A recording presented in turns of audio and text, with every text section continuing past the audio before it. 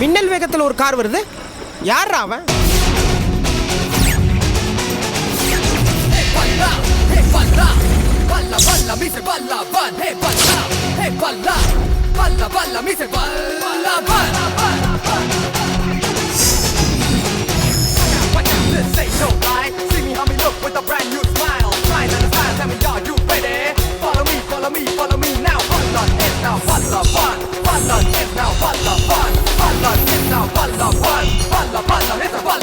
Sorry guys, கொஞ்சம் late ஆயிடுச்சு.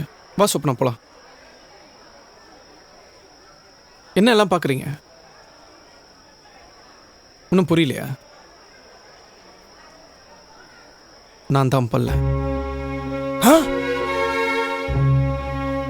உன்னை முதல் தடவை கோயிலில் தான் பார்த்தேன்.